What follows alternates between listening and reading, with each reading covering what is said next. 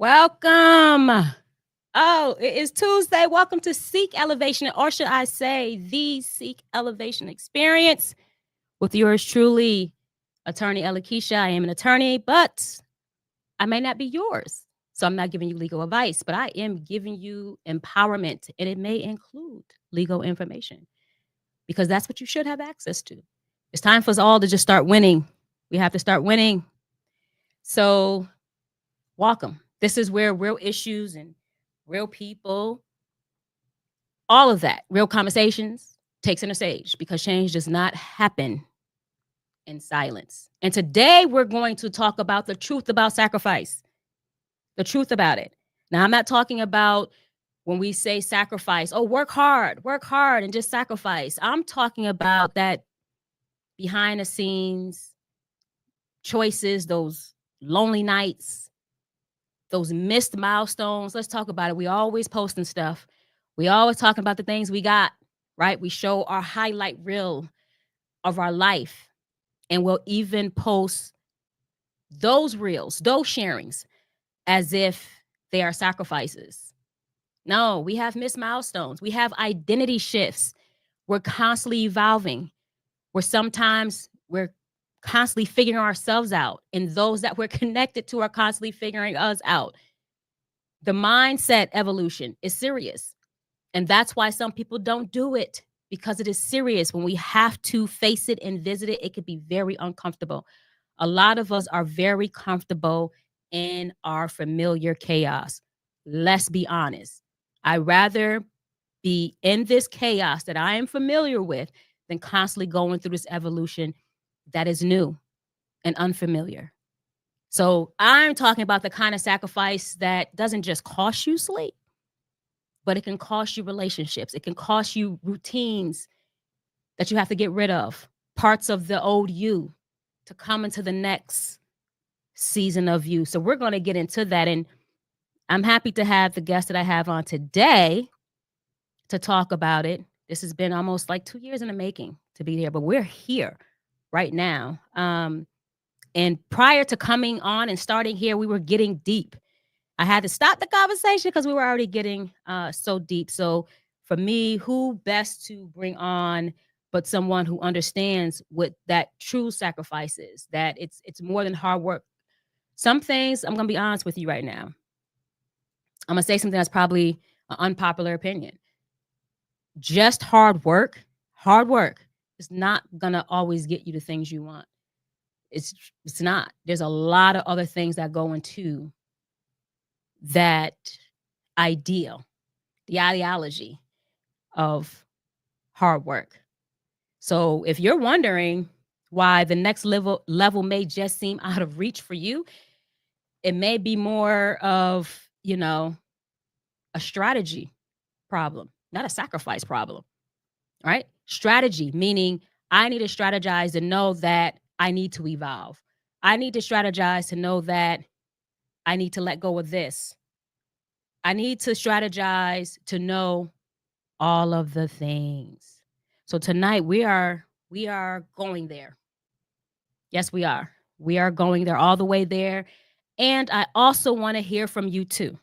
If you live, share your thing. Let us be transparent. That's how we elevate together. If you watch this on replay, comment. We need to create spaces, not just for entertainment and not just for talk growth, but for building. We need to literally build. So I'm going to bring on my guest, Carlos Torres.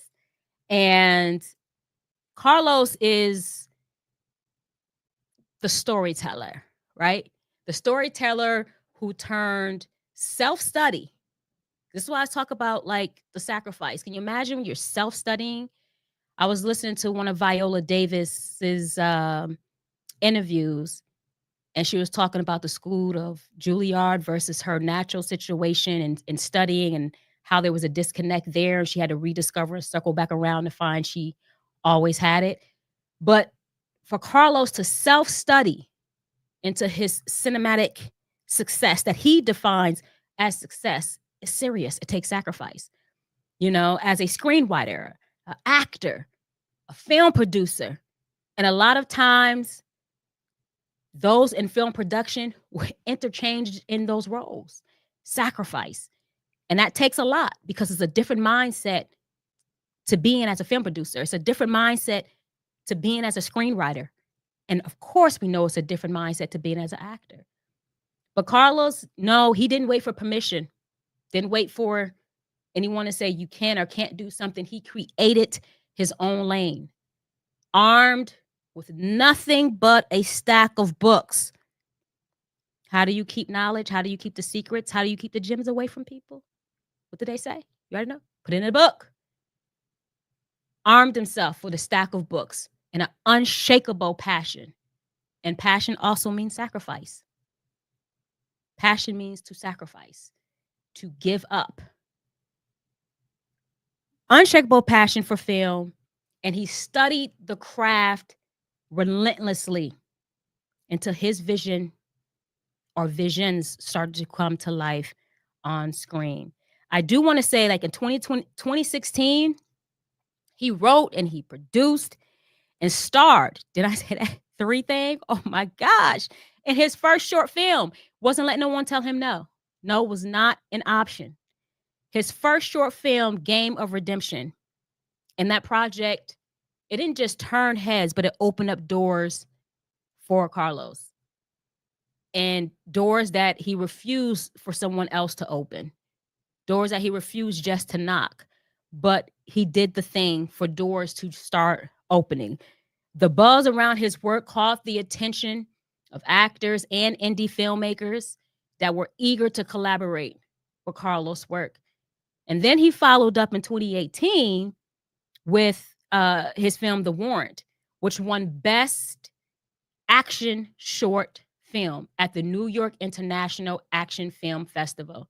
And then later was nominated for Best Drama at the Los Angeles International Film Festival. So Carlos knows sacrifice. And one of the things that he always says is anybody can write a script, but not everyone or everybody can tell a story.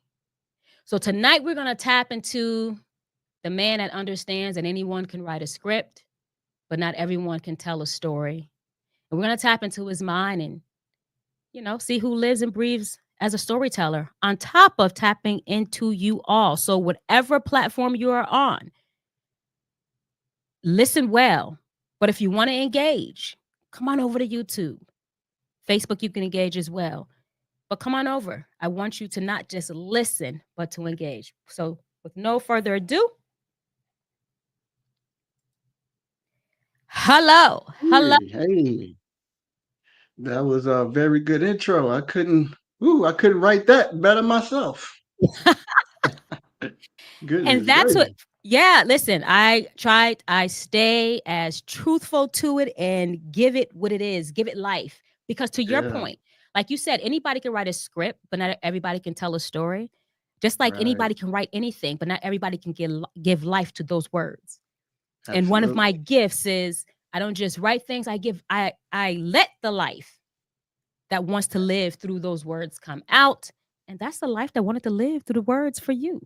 So welcome. Absolutely. Thank you. Thank you for having me. Listen, I'm so finally, I'm happy it finally has happened Yes, that you are yes, here absolutely. Yeah, I'm happy to be here.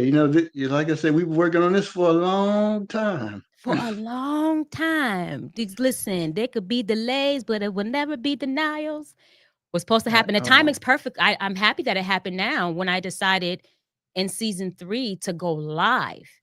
I'm so Absolutely. happy it happened now. The Impact 26, I love it.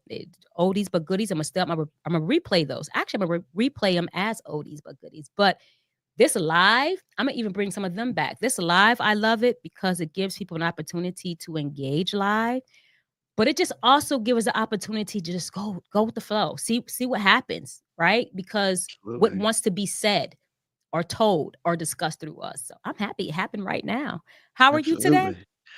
Oh, I am doing great, magnificent. All the good words in the dictionary can't even sum up to how I'm feeling right now. Just to be here live with everyone in front of Ella Keisha. And you too. And for full transparency, you all, one of my clients as well. Um, listen, I have amazing clients. I mean, anyone that truly gets to know me will know that my clients have to be amazing. Like they just do. They have to be amazing and they have to be heartfelt and they have to be more than surface. I don't just rep anybody. I rep those that are deep and understand life and push through life. All right. So where we gonna Absolutely. get started here? Let's go. We're Let's talking about go. sacrifice, right, Carlos? And Absolutely. as you heard what I said, when I want us to talk about sacrifice, I don't want us to talk about the cliche of, you know, what people think sacrifice mean or we say it means. It means, Hmm. just grind. You have to sacrifice and grind. Sacrifice what you have and Hmm. grind. But sacrifice literally is that, to your point, you mentioned having a passion. Sacrifice is a lot of times losing something. Hmm. Sacrifice sometimes is being willing to scared to do that. But what's one thing that you had to sacrifice that and on your journey, because everything is self, you did your thing, but that no Right. one warned you about, saying while you do this and you're choosing this industry to do this on your own, what's one thing that you absolutely had to sacrifice that no one warned you about? Ooh, that is a very good question because when you brought up the sacrifice, when the average person think of sacrifice, you think of, instead of working a 10-hour shift, you'll work a 14-hour shift, to sacrifice 12 or 14 to make more money. No, we're not talking about this. It's much more deeper than that, which means that, you have something great and you sacrifice it for something evil, or vice versa. You do something evil and you sacrifice something to make it good, but the path that it took you to get there, kind of just really screw things up. So for me, to your question, for me, what sacrifices have I made was the sacrifices of just stop and listen.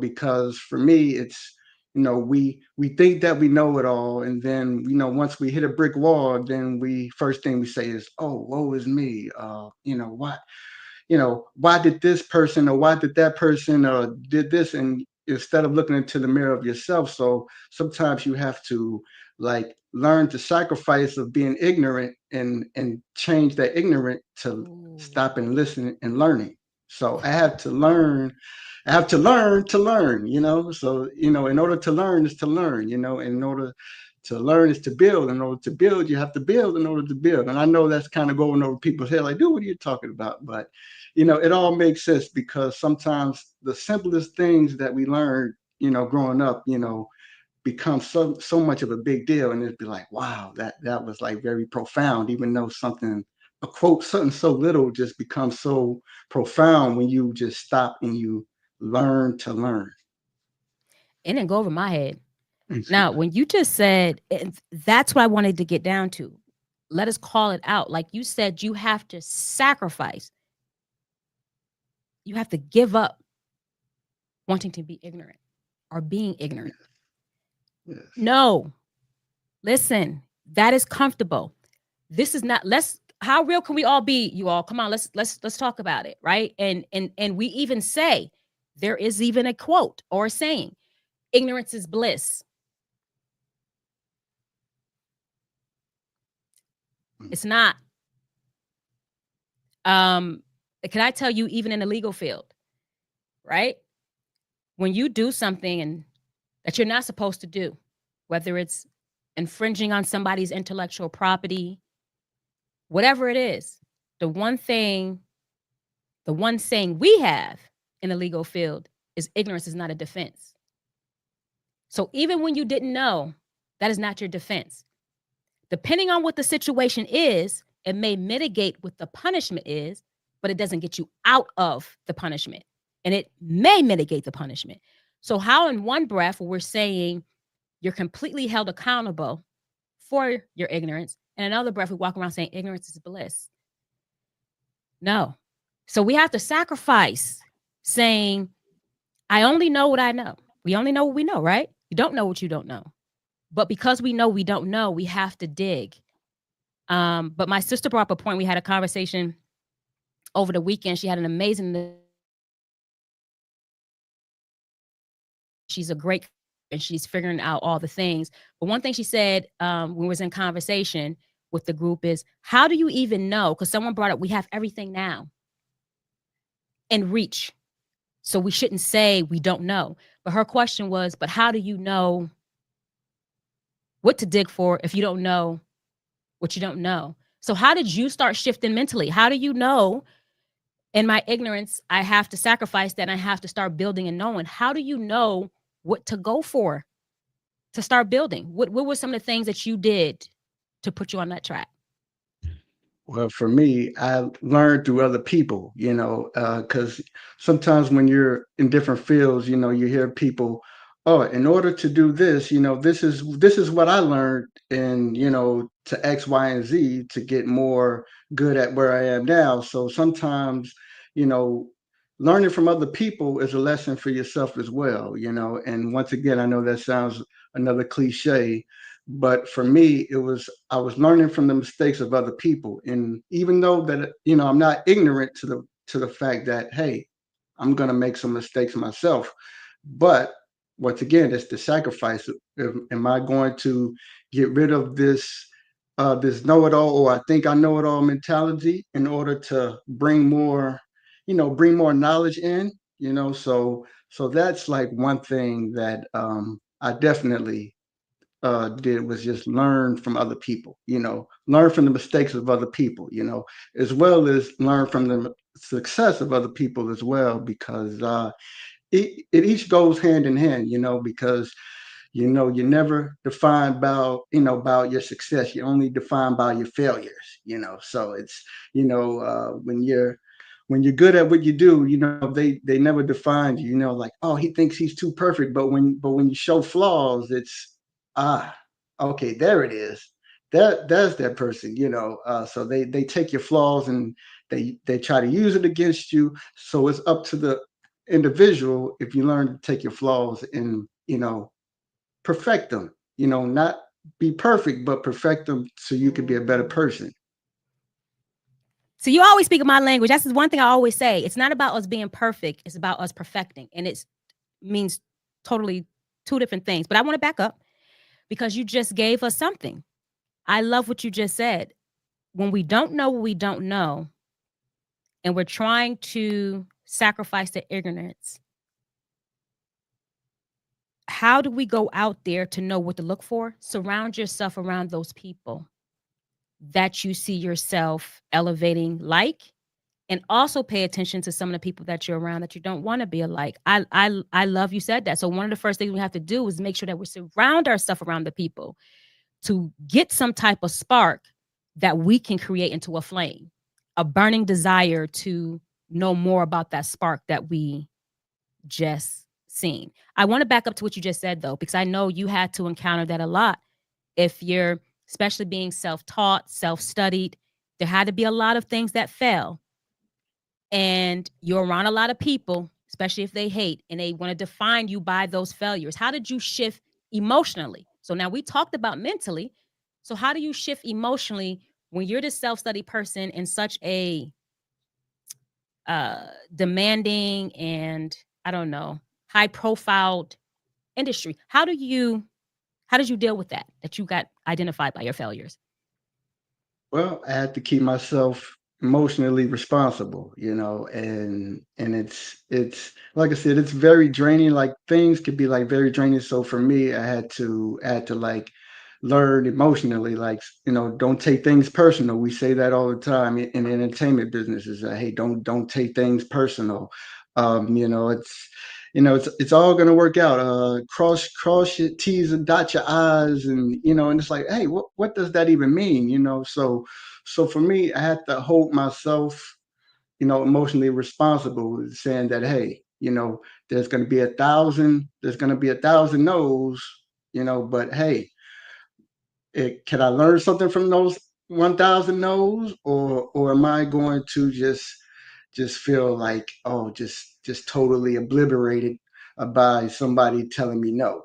So, and I think that we're so used to the no that the yes, that one yes that we can get, we'll be thinking somebody's trying to punk us, or someone's trying to get over on us, because we're so used to the no's, and sometimes those no's are people who are trying to drag you in a different direction, so that's why you have to hold yourself emotionally responsible, because sometimes you have to, you know guard your feelings in order to like think properly, because sometimes we drag ourselves emotionally without the logic first, so we have to reverse that with logic, and then feel your feels. We're not saying that, hey, you're not supposed to feel anything.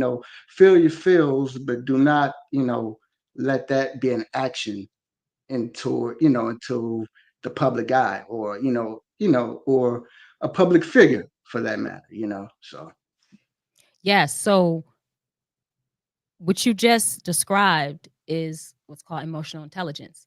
Like you said, you have your emotions and you're putting that thought with it. So you have to have emotional intelligence. Sometimes we just focus on just the emotion, but we don't take that emotion and put what's supposed to be with it, to be present and aware in what it's telling us. Not to just let it consume us, but to let it guide us, direct us, and drive us. And I love that you just said too that, you had to do all the things you needed to do when you got all of the no's. Like, I got all these no's, got all the no's. But what I always tell people, especially when you're in it, like you're in it, right? Self-directed, you only need one yes. You don't need a million of them. You need that one good yes. So all of the no's, to your point, there's something to learn in that no. So if there's anything that you can think about, especially in the journey of the no's, some people might say, well, no, because you need to do XYZ and you need to do more of XYZ. Is there a big lie what's the biggest lie that you feel, if any, was told to you about sacrifice that you need to do and then this will happen? Ooh, the biggest lie that was told to me was, you know everybody has your best interest, that, like, everybody has your best interest, and that was like the biggest lie I ever told, because once again, once I put my ignorance aside, I had to learn. So I had to, like, learn from the uh examples of others. So for me, it's like, wow, like, it's this is what it is. Like, are you kidding? So I really had to just learn to learn, that's, and I, like I said, I know that's a cliche for a lot of people, but trust me, like, when you hit certain situations, that basic saying is like, wow, you start feeling like 100 emotions all in one, like, wow, that just really hit me over the head, because it just makes so much sense.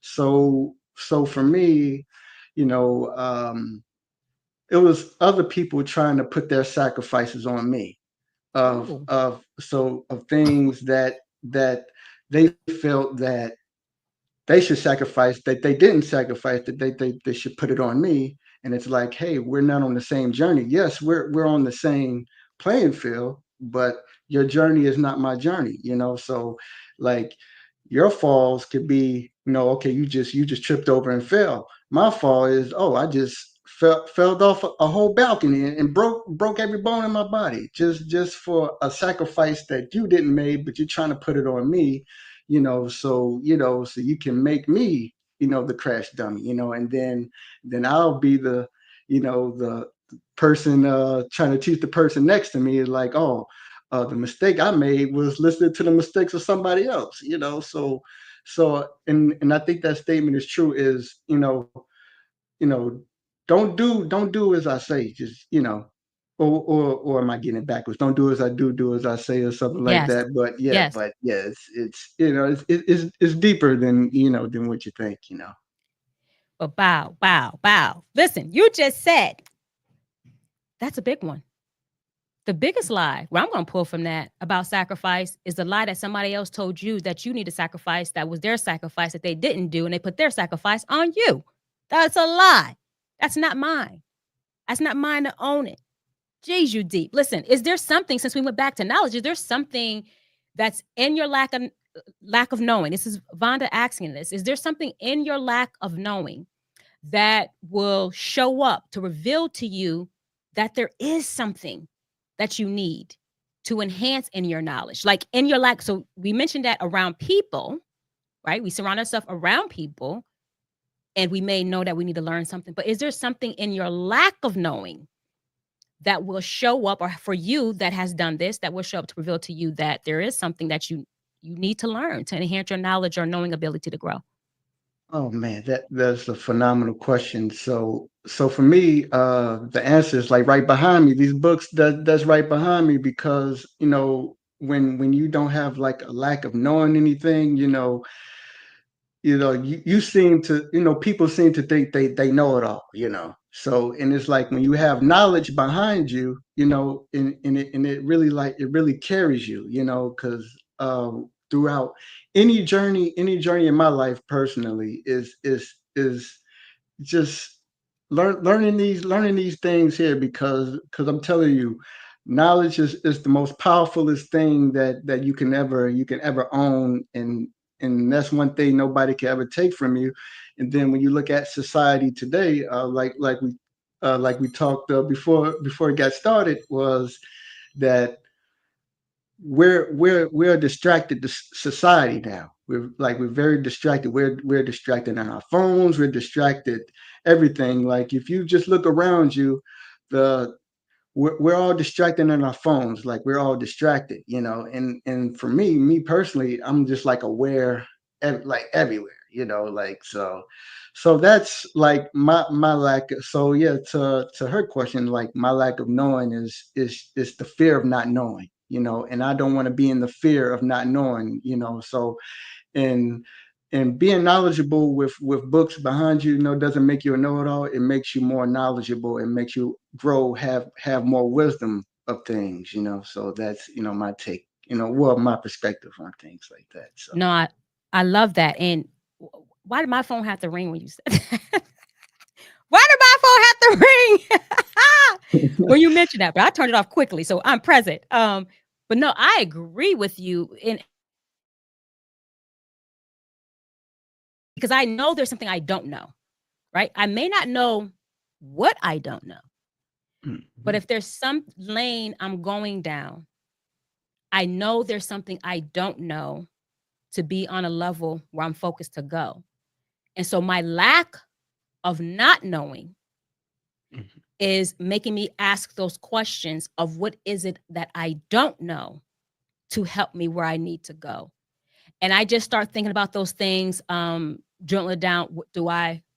What is it that I want to do? Where do I want to go? So just to give you a specific example, like even just using, legal. If I know that I'm helping individuals build legacies, not just, do a paperwork, make sure these terms are great, and then we sign them, Mhm. but build legacy.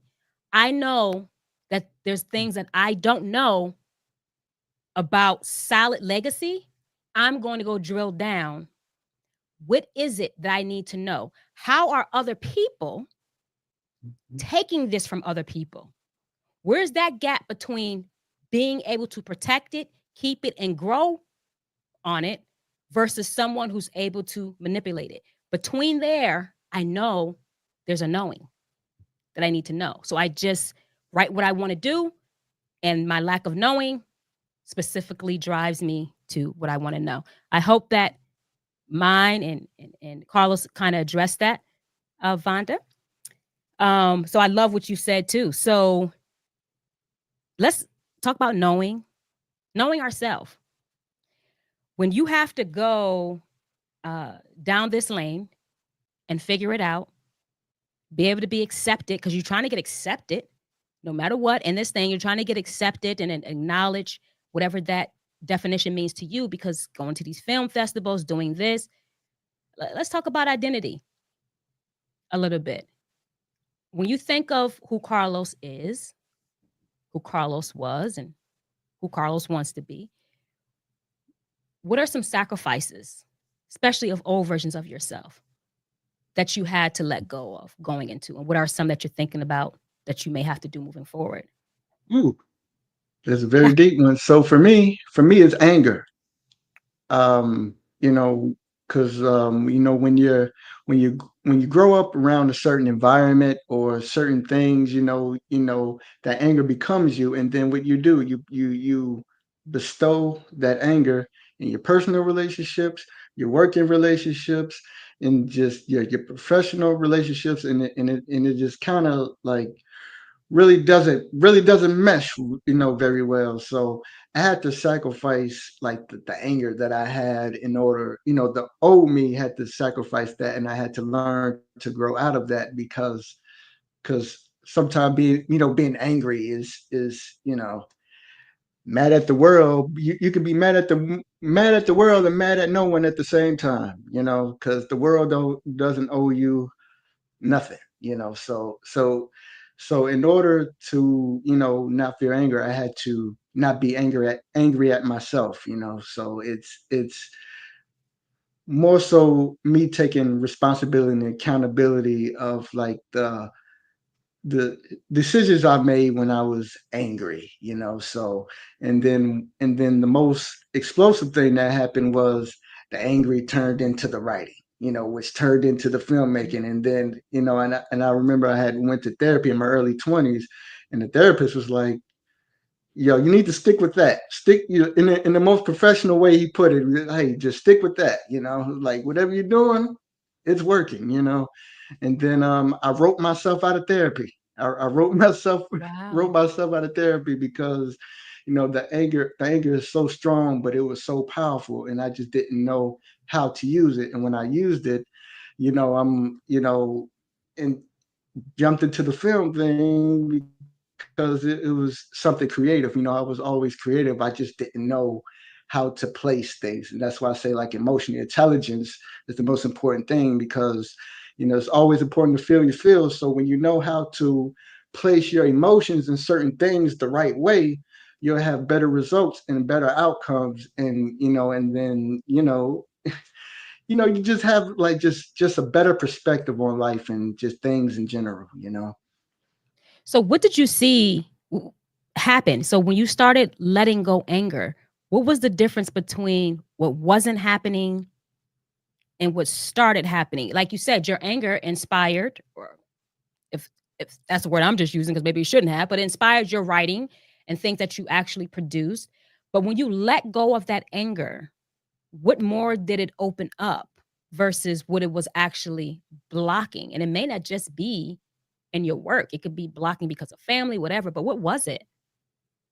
What did you see? Just hmm, I had to learn that not I had the sacrifice of learning like not everybody understands your language. And what do I mean by language? And I know people say, oh no, it's not about foreign language. It's about your life language, your perspective language, and like a lot of family, they may not understand your passion. Some people might say, oh, oh, this is a waste of time, or get a job, or this is not going to pan out for you. So and these can be the people that have your best interests at heart, and sometimes you have to sacrifice of just saying no to them. Even the people that you love and you hold dearly, sometimes you have to sacrifice and just say, like, no, like, I'll sacrifice you be disappointing in me, knowing that, what I know what's better for me, because once again, I have the emotional intelligence to know that, hey, I have to block out the people that I love the most in order to get to where I need to get to. And then when it pays off, instead of saying people saying that, oh, why are you doing that? They'll be saying, how did you do it? Mm. How did you do it? So when people ask you the how, that's when you've got something great. Instead of so when that why turns into a how, that's when you got something very phenomenal. Listen. I'm gonna go to, and I hope I pronounced this right, Miss Directrice. And if I didn't, I'm gonna say Miss D. it kind of go to what we were talking about now. As a film writer, like where does your continued inspiration come from? Well, we just heard some of your inspiration when you was in your place and space of anger, it was coming from there. And I love how you just said your language. Like your the language you speak can actually come from the emotion. So you can have a script, a story. You can write something. If you're writing from anger, it's going to Mm. be told one way. If you're writing from a different place of emotion, it would be told another way. I never thought about that because you said language. But to answer your question is where does your continued inspiration comes from? Because that is something like how you don't get the block and you just continue to be inspired. Oh, um, the most simplest answer I could give is reading and studying.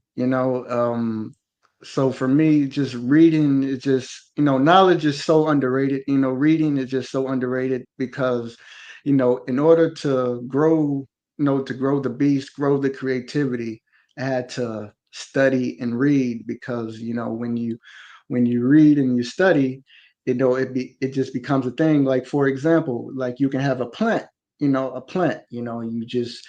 when you give it water, you give it sunlight every day, it continues and grows, because that plant can turn to a tree, and then that tree could turn into a forest. So yeah, my inspiration comes from the books that I read, and in the studying, because that's how you grow, and which goes into the writer's block situation, because it kind of goes hand in hand, because I get asked that question a lot, because I can just produce a script like this, and a lot of people say, "Have you ever get writer's block?" And to me, sometimes people think that I'm being sarcastic when I say this. When people say you get writer's block, the first thing I say is, "What's that?" Because writer's block to me is just something that's blocking your mind for trying to reach a certain goal in your life. So for me, Ooh. in order to avoid writer's block, as they call it, you have to continue to read, you have to continue to study, you have to continue to learn, because when you do this, writer's block is here, but the knowledge just keeps growing and growing, so it just doesn't stop. So the more knowledge you gain from reading and studying, the more unstoppable that I've became. So yeah. No, no, no, no, no, no, no. Listen, you're saying it. Like you're definitely speaking right. So just like our life is inspiration for our drive, our vision, writing, singing. When you dive into some of these books, there's something in there that even because you read it, you will pick up on it differently. You and I can read the same book, and different elements of what's in that book would be magnified to me than would be to you because of my mind and place and space I am reading it. Mm. Type or the tour, whatever. It's different Yes, interpretations on absolutely. it's how you're reading it. Who's reading it, I should say. So I think that is an amazing thing to that is an amazing tip to dive into whether it is autobiographies, biographies, whatever the case is, because there's something in there that may spark something else within you to tell. Lastly, a lot of books that's out there, we're reading books because we want to know something. So instead of individuals being authors, they can sing the answer to individuals. They can write the movie to individuals. They can have a platform and speak the answers. Just go into books to see what people are asking. Hmm. I love that. I had to Yes. post ETS production said, listen, Carlos, we need that film. Why did I come here? Serious Carlos. I post that. um, so what's the difference between for you sacrifice versus self-sabotage? Because we speak sometime we cross the line on a lot of words, Right. right? Sometime they intersect. We have like you speaking of the word anger, a Right. very heightened emotion. Um could be cross intersect with something else that's not anger. Hmm. Self-sabotage versus sacrifice. Have you experienced that in full transparency? Times where you self Mm. sabotaged a situation or yourself and was identifying it as sacrifice? Ooh, so yeah, that's a deep one right there. So for me, I think that they both go hand in hand. They're both like brother and sister in marriage, and brother and sister, and then also like husband and wife in marriage. And this is why I say that, because like I said earlier, sometimes we accumulate sacrifice from working 8 hours to 12 hours for a bigger check, but but this is a lot more deeper. So sometimes you can sacrifice someone. Well, I'm gonna use the film industry for example. Please do. So you can sacrifice someone that you've worked with, or someone that helped you get there. And then let's say someone from the higher ups in Hollywood comes on and say, "Hey, I see what this person is doing. But hey, I can get you higher. I can get you higher. All you have to do, is in so many words without saying it, get rid of this person. So sacrifice, get rid of this person, and then I can get you higher. But what people don't understand is when you get higher in this way, that's when the self-sabotage comes in, because you just you self-sabotage yourself for this XYZ amount, or whatever it is, fame, money, whatever it is. You self-sabotage yourself to get there, and then we see it in the entertainment business all the time, where some people, they're in love with the money, but when they get there, the money, okay, the money's not here. When your main goal is money, and when you get there, the money is not there.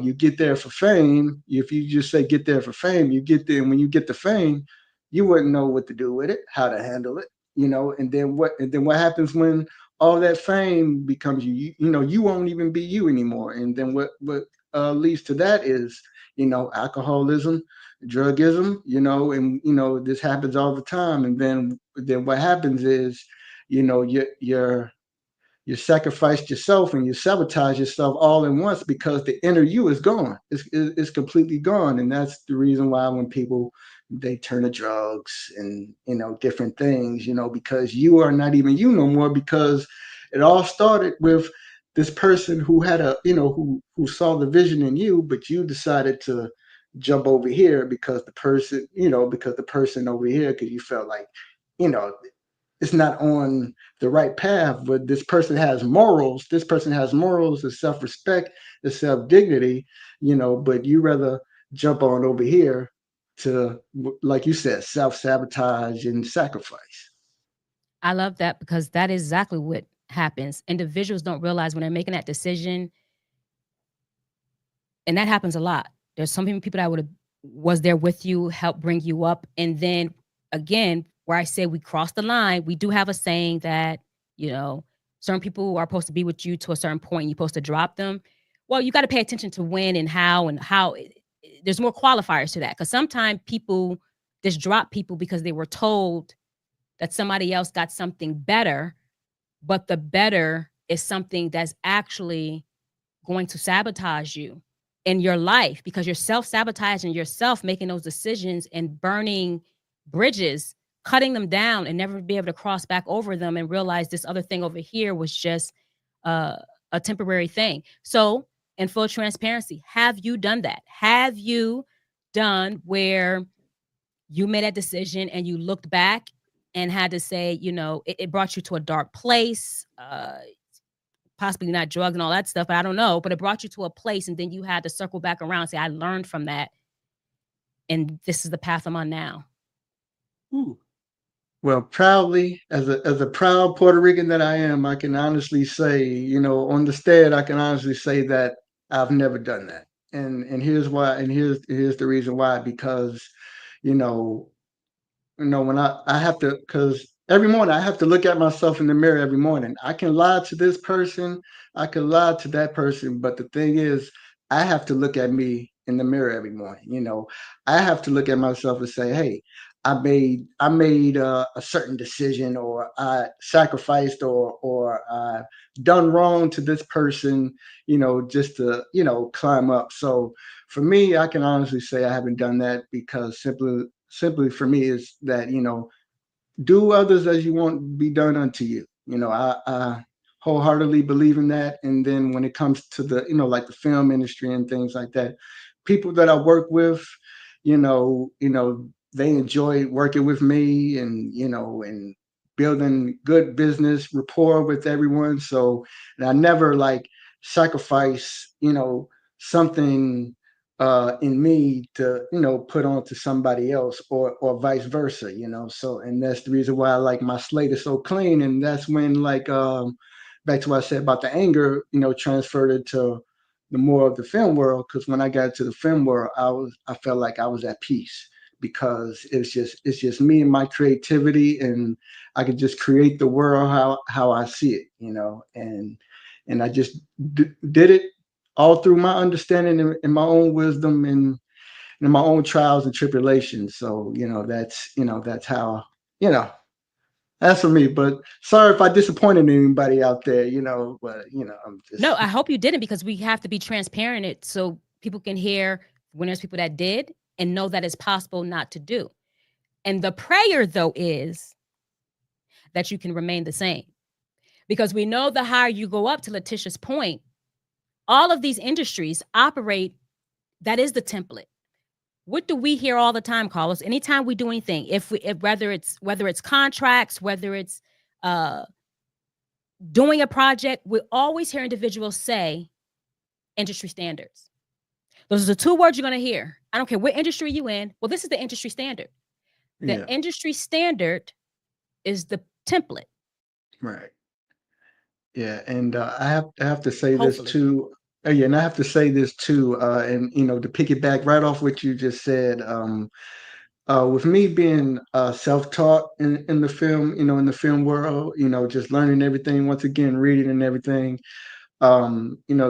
There's people who've been to school, who've been to school for filmmaking and things like that. And I've been asked that question a lot. Where people ask me, "Hey, what school did you go to?" And I tell people, "Oh no, I didn't go to college for this. I self-taught myself." They're like really? And then and here's where things get tricky, was where that I could be at a film festival or a movie premiere with other filmmakers, and this person went to film school and I did not. And then we start mingling and talking about, okay, what school did you go to, or how did you do this, how did you do that? When people who went to school, they downplay people like me, because they mm, say, like, mm, hey, I went to school for this, I went to school for this. And for me personally, I'm glad I didn't go to film school, and for one simple reason only, is just that as a filmmaker, regardless if you're a screenwriter, director, whatever your line of field is in the film world, one thing you do know is that once you graduate, there's no Netflix for them to put you in. There's no Lionsgate for them to put you in. There's no Paramount. There's no Sony. There's no Columbia Pictures. No, there's none of that they could put you in once you graduate. Because like once you graduate, you're on your own. So I said I rather dig my brain in this 500-page book. Gain much knowledge as I can here, or I can now, we're in the place of YouTube with social media. Like there's people in the industry on social media that say, hey, this is how you do this, and this is the industry standard, like you just said. Okay, this is what you're supposed to do here. So it's like you're learning from people. The power of social media is you're learning from other people that's actually in the industry. So so for me, I'm just glad I never went, because like it's like, hey, there's no, like I said, there's no film production company they can put you in. So like whether it's like being a doctor or a lawyer or a scientist, because once you graduate, if you're a lawyer, there's a law firm they can put you in. If you're a doctor, there's a clinic or a hospital they can put you in. But as a filmmaker, once you graduate, you got over close to $100,000 of student loans you have to pay back, and it's like, and you're working in McDonald's and you graduated 6 years ago and you're working from job to job to job, still trying to pay off student loans for a career that you're not even into yet, so which is it's best to find your own way. which is why some of them may lose themselves and become what they want, what the industry wants them to be, in order for them to get or fulfill what they feel their desire or dream is, because they like at the end of the day, there's other things on why they're doing it. And that's why they start to buy into the self sabotage and the other sacrifice. But I want to point out real quick what Ms. D said, because that was going to the point I was making about Viola Davis, her interview, and to your point, what you just said right now about film school. She was saying that she went to the film school and it taught her how to be, prepped her for these roles of the gentlewoman, the woman in love, all the roles that are, made for, what she termed as a soft white woman, but they never teach roles like, I forgot the lady in the Raisin in the Sun, like the Aunt Jemima, all these strong roles. So she learned all those, the way to display and perfect those roles. And then when she got out of school, the roles that she learned for were not casting her, what she looks like. And then the other roles that would have cast her, she's not strong enough, black enough. And she was stuck. And she had to let go all of what taught her because it put her in a box. She had to come out of the box and find what that natural thing was for her and that Mhm. versatility was for her that the school actually locked up. Mm. Yeah, yeah, and School wasn't like I the said, thing yeah, at the end of the day. absolutely, absolutely. Yeah, and one thing in regards to film school, like it can teach you structure, but one Or thing it acting doesn't school, it I'm doesn't sorry. teach you the business. Yeah, it doesn't like it could teach you how to craft a sentence together, but one thing it doesn't teach you, it doesn't teach you the business.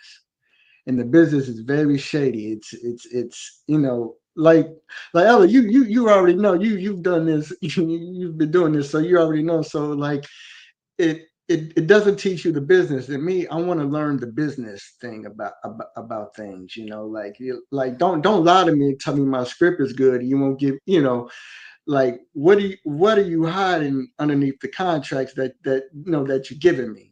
Because um, you know like companies can a sheet of paper is like a gun. They slap the paper across the table from you and it's a gun. They're telling you that they rob you, but they put it in all miscommunicated words that you don't understand. So that's the gun on their desk, and that pen is your blood that you signing that they just shot you with. So I don't, don't tell me how great my stories I don't care about all that.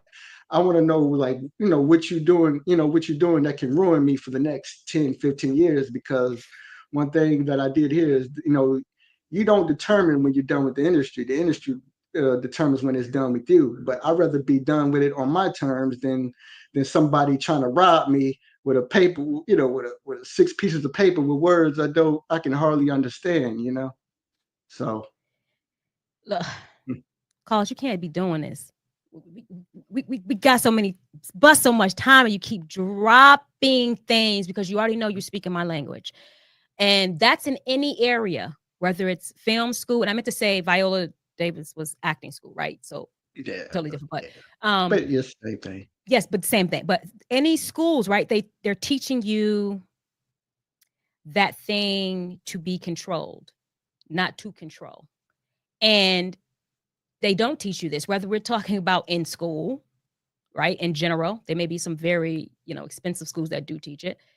No one's teaching you the business of anything that they're teaching you. And like you said, you go through all of that to learn how to create this thing to be controlled, but they don't even teach you at least the jargon, the communication, the language. What did you call it? You said something language. The Yeah, life the yeah, language? the yeah, like the emotional language, the verbal language, the integrity language, the knowledge language. It's Right. not just words. It's it's deeper than that, you know. And the industry language, or should I say the business language? So they teach you enough of industry of what you need to know, but how do we navigate these conversations where you're not speaking Spanish and I'm speaking something else? You said Puerto Rican, so I had to throw that in there. And then you're speaking something else. We have to make sure that those who are the content creators, those who are the ones with the intellectual property to begin with, Yeah. to understand you're gonna get me all hyped. You start with the gym. You Right. start with the things that make people billions. You all Mm-hmm. start with it. But to your point, Mm-hmm. when they're done with you, you're not the ones that leave with it because you never were Right. taught that language and understanding. And I'm happy a lot of us are willing and starting to learn now and are hungry, like you said. Oh Yeah. man, And you I definitely want to throw this out there, you know, to all the entertainers and things out there. A lawyer will save your life. It will save your life and save you millions. It'll save you millions because, like, you know, some people may say, oh, they're so thirsty for the opportunity that they may not get it again. You're like, oh, I need to sign this now. Okay, let me sign this now, and I can figure it out. I can figure out the rest later. But the thing is, you won't be able to figure it out later because the damage has already been done. So I just think that to all the creators out there, a lawyer will save your life and save your career longevity. and I'm gonna add a disclaimer to that. Honest, trustworthy, uh, authentic, real lawyer will save your life. Because what I want people to know too, what I've been teaching them is, and we see it happen in every industry, no matter what the title, agent, manager, attorney, all these titles, and they just go for the title and not vet the person attached to that title. So I want us to start learning too. Absolutely, the intention of an attorney is to save your life, not to just throw your lifeline, make sure you never need one, but do understand that a lot of people have lost so much. And I'm going to be transparent. That's what we do on Seek Elevation. This is why I want us to elevate. Mhm, And I'm speaking to you as an mhm, attorney. There are some people who lost so much because they try to do that the right way. To your point, I'm going to find the attorney so I don't lose it. I'm going to find the agent so I land XYZ situation. I'm going to find that manager so my life is together. And they got the crook, and the crook. And they end up worse mhm, off. So while we're elevating, know that the roles in which, help you elevate, but know that you need to start vetting now and making sure mhm. that they real. So I'm going to be transparent with you on that. There was something you said, and I lost it in that going there because you said something. I was like, ooh, because like Tavana's point, like that was loaded. No, I'm What you sorry. I just didn't said. mean to go deep, y'all. I was trying to No, keep it simple as you better me. possible, y'all. I'm Listen, we sorry. know words are powerful, so don't say that because that means it's going to stop you from going deep. We want you to go Oh, no, deep. no, no, We're no. tired of hearing people just talk. We want people to be transparent. We want people to be honest. I want Absolutely, my guests to be honest, and I'm going to be honest because change has to happen now. Enough is absolutely, enough. And we all absolutely. say things to feel good. What are we doing to help people to really make it? Is there a time? That's what I was going to ask you. Example of um obviously before me, but is there example of when you didn't understand that and you got screwed over because you said to yourself the same thing? I can handle this. I can do that later. I do that next time. I will deal with this situation in this deal, and you got screwed in a situation. Didn't vet properly. And what I mean by vetting properly is the people that's in the in your circle, because when we talk about things that or someone that can sabotage, we always talk about the outside, but we never talk about the internal things that goes on, on film sets to be example, So it can be, well, for me personally, it's somebody didn't take the work serious enough, that cost me the award that I wanted, or that can that can like cost me a certain person that I wanted to work with that I finally got a chance to work with, but because somebody else wasn't diligent enough or professional enough to really,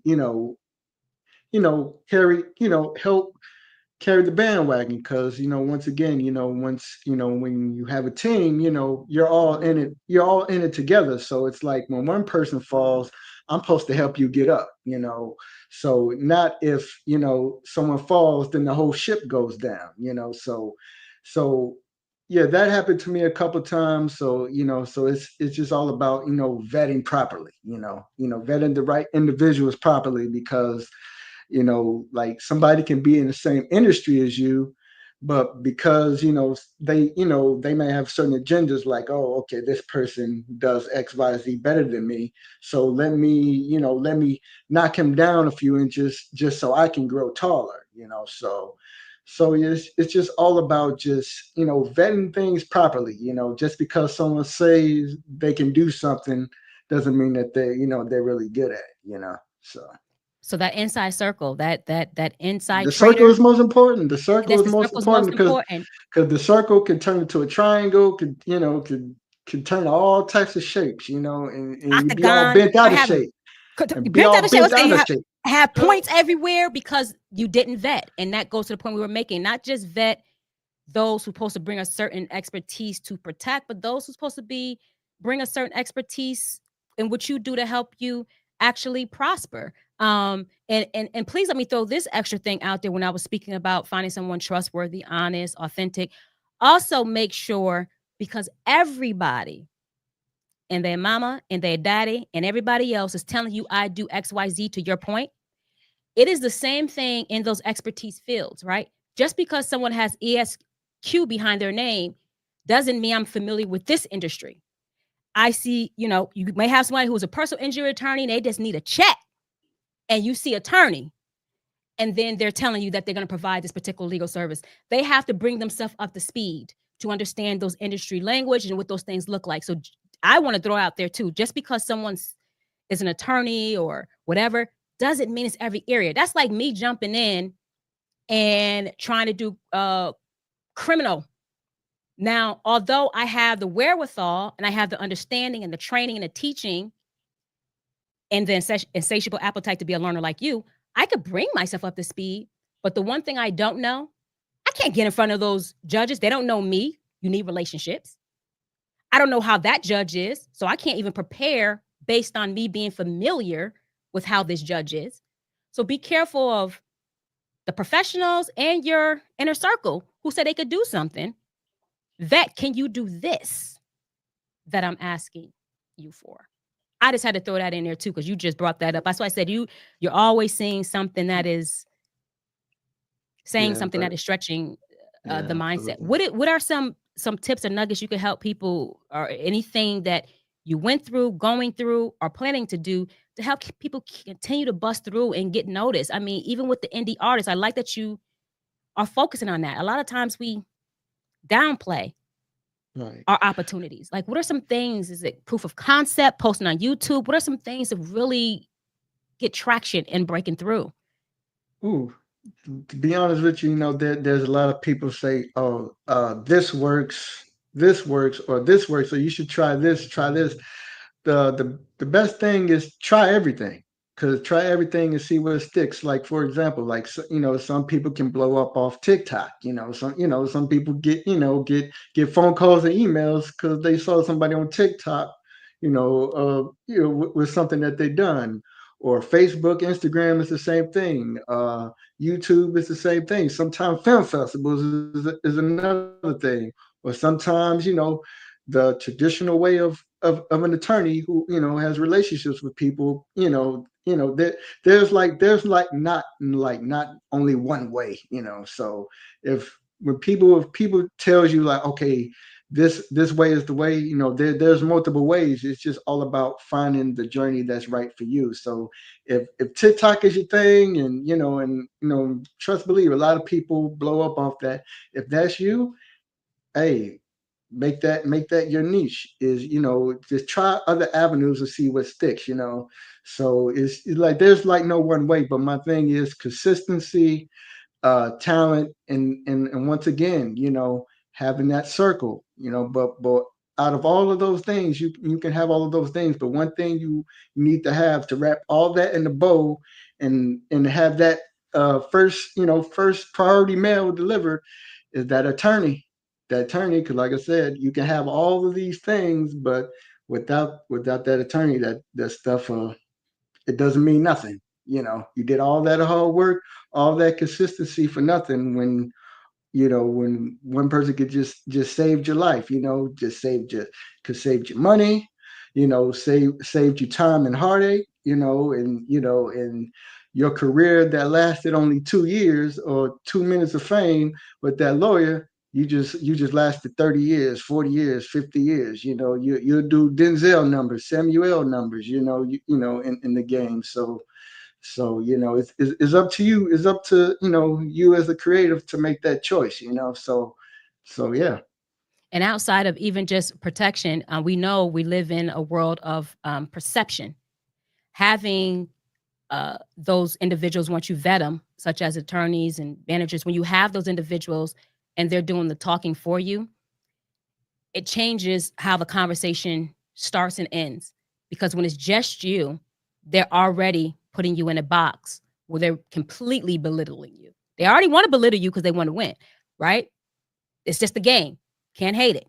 Just like you probably might look down on something because you want to win. But when you create that perception, you already change the conversation before the conversation start. So are you telling individuals to so what different things, there's no one way. So is the best way if someone's feeling stuck to get those breakthroughs, to be able to get those awards like you got, to get noticed, is the best way to start with trying everything and see what has traction. And then once you see what has traction, to really start focusing on that thing and mastering that thing, or pick something that you want to do and focus on it and be consistent. So which way is the best, not the best way, but which way were you saying? So I say follow your skill set, not your passion, because passions change. Like for example, I could be passionate about baking a cake one day. The next week, I say I don't want to do this no more.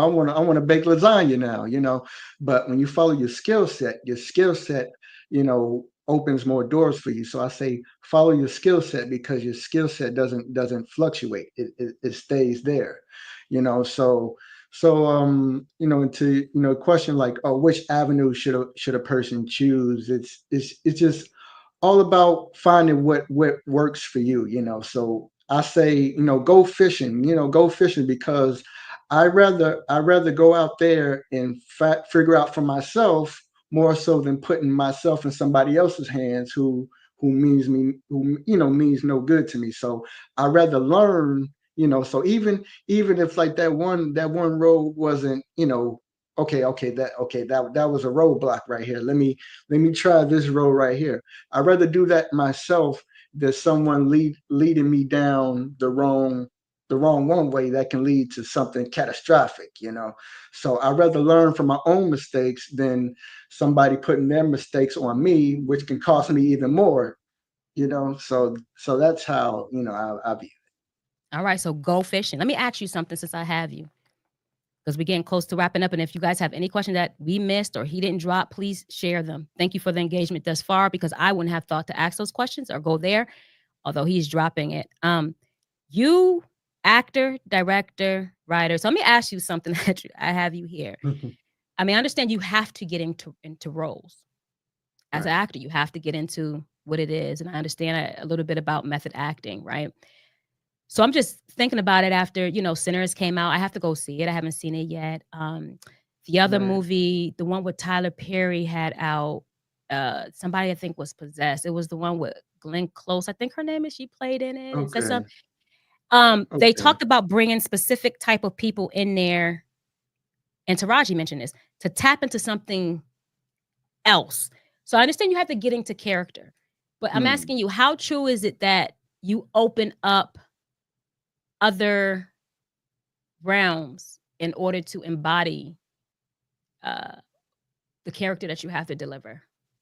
Ooh, yeah, it's very deep because even though like it's called acting, you're really not acting. You're really being something, you know,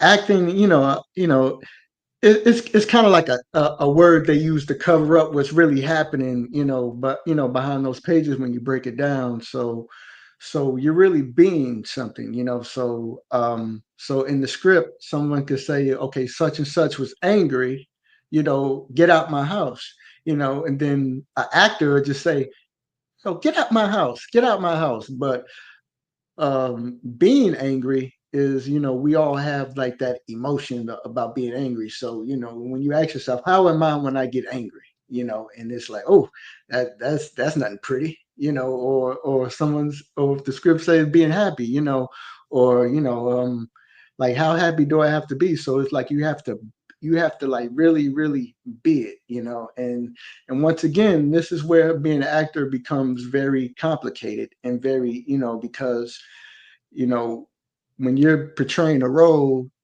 you're actually being something. So basically you're extracting an energy into your body. So for example, if I'm a police officer, I'm just throw that, if I'm a police officer, my job as a police officer, and okay, and this scene requires arresting someone, or arrest someone. Then when I go to arrest someone, the person who's playing the fugitive is being hostile, and then there's this whole back and forth. So the energy inside of you is like, okay, I have to really embody this person. Like, I'm gonna have to really like be that officer that's doing certain things. So like when roles be so deep, when you get so deep into it, you have so much energies inside of you, it's so deep that you might have to have therapy after you're done, because you have to get that energy that you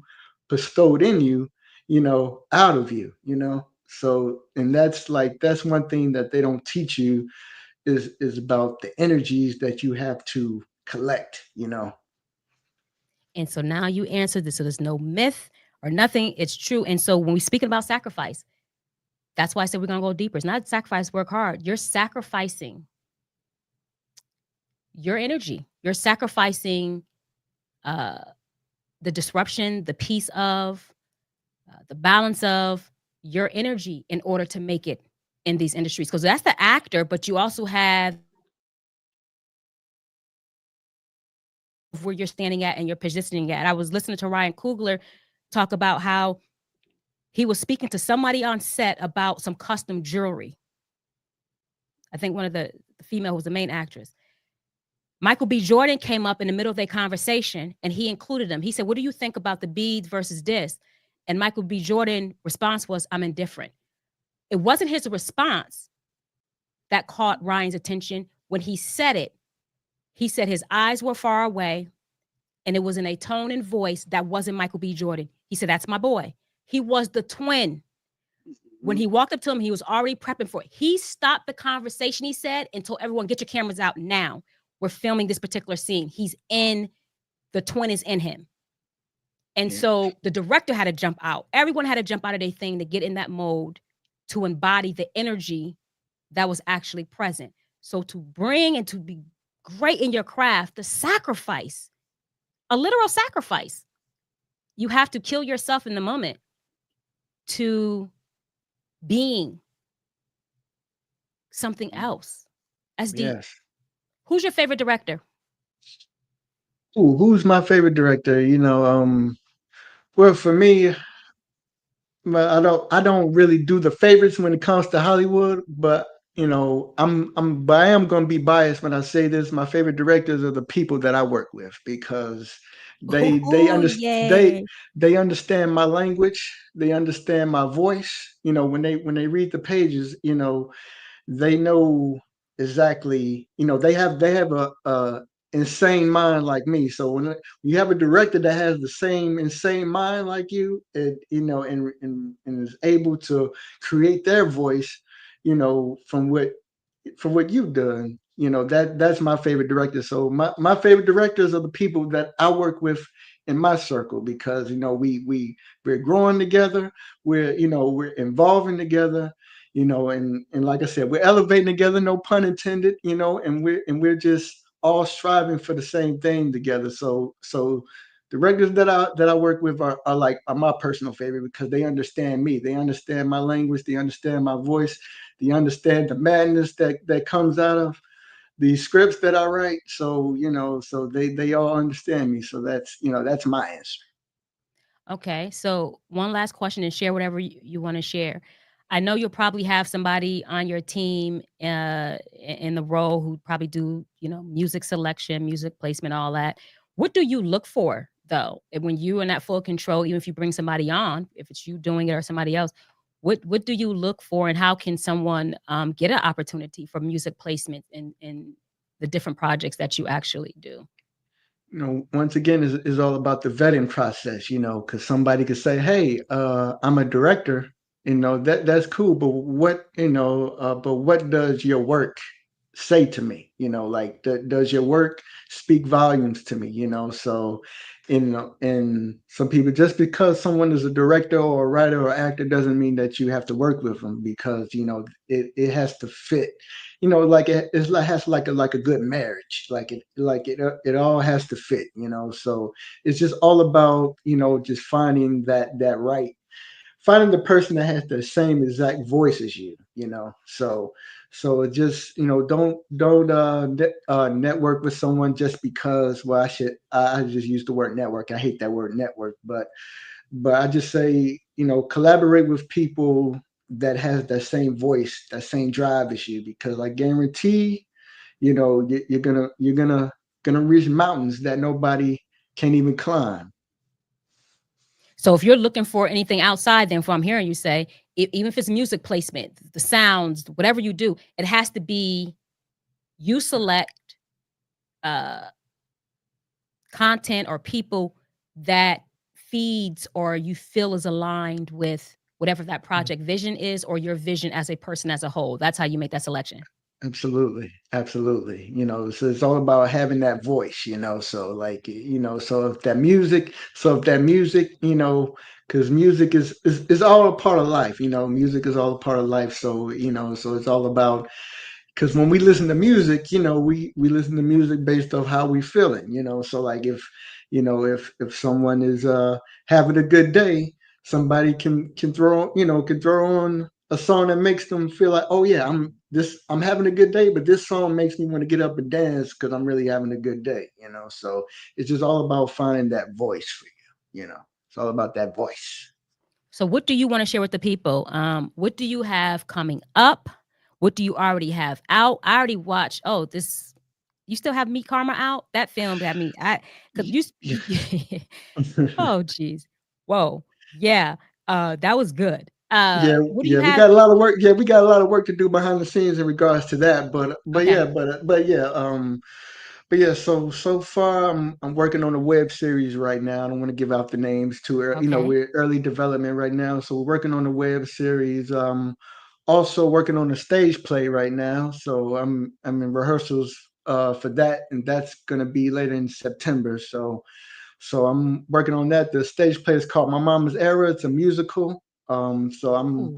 starring it. Well, not starring it, but I have a role in it. So I don't want to give myself that. I don't want the director to come for me. But yeah, I have definitely have a role in that. So that stage play is coming out in September. And also I'm working on couple of short films for the summertime. So I'm like just staying productive, not busy, but staying productive, So and then also, and like I said, behind the scenes, working with you, Keisha, behind the scenes, the lawyering stuff, that sort of stuff. So the audience don't even know all that, but Yeah, but because yeah, we're working. yeah, because when we work, we don't just talk about this. Like we build, like we having a Mm. conversation now. The Alakeisha you Yeah, see, I'm using this platform to actually show up in the capacity I'm always showing up. So I begin deep. absolutely, But all my clients, absolutely. everybody, so attorneys just a tag. We sit and we talk about the things that needs to be done to elevate, to think differently, to move differently. and all of the other things. Where can people connect with you? Because what you got going on, and may want to collaborate, whatever. Where can they connect with you? Oh, you could connect with me on my website, www.thisiscarlostorres.net. So everything is linked there, from the social medias to the everything. You can find everything all in one spot. I'm not gonna, send you here, send you there. Everything is in one spot. My website, thisiscarlostorres.net. If you want to work with me, there's a contact me there. You can reach out to me, and I'll be happy to work. Happy to work. But hey, you got to go through my lawyer first. And this is CarlosTorr. ES. Yep. .net. Torres. Hmm. So that's where you would go to apps to connect. All right. So this was amazing. Yes, it I was. Yes, it I was. appreciate your time. I swear I wish I can. I know I was this could go on for 2 hours. I know we could Listen, go for that's why I two always have hours. to contain myself. That's why I always get into my Yeah. meditative state, because voice is my thing, and I can go and go and go, but you have to get people enough. They can go back, they can re-listen and all the good things, and then there can always be part twos and all that stuff. So you have to Right. just give it enough for people to digest, take those things so we can actually be actionable. So connect, and Absolutely. it can go from there. So I appreciate you so much. Of I course, appreciate we're going to you. talk very soon. Oh yeah, Thank you, absolutely. thank you. And so everyone Absolutely. else who has tuned in, I thank you so much. I definitely see you over there on Instagram too. Hello, no hearts. I know you, Khalil. Love you. I see everyone. Thank you so much for engaging over here on YouTube. I'm sorry I didn't get a chance to look at LinkedIn, and I'm sorry I didn't get a chance to look at Facebook. Um, Let me put this up as I do my outro. Where did it go? Right here. I'm gonna put that up as I do it. Yes, you are a beast. So that is a wrap for today's episode of Seek Elevation Experience. I thank you so much for tuning in and engaging. But please remember this: the more you know, the more you grow. We talked about that. The more you learn, the more you can earn, because you know how to vet things out. But when you share, you show care. So please share this. So we're building together. And when you're even having those conversations with other people, you're coming from the same place and space. To Carlos' point, we got to be aligned and in one mind. So when you share, you show care. So don't keep this knowledge to yourself. Share Carlos's segment, spread the wisdom, tag a friend, and let us elevate together. And until next time, I want you to keep striving, keep growing, and most importantly, keep seeking elevation. Yes, pun intended. So see you next time. Peace and progress. Stay there, Carlos.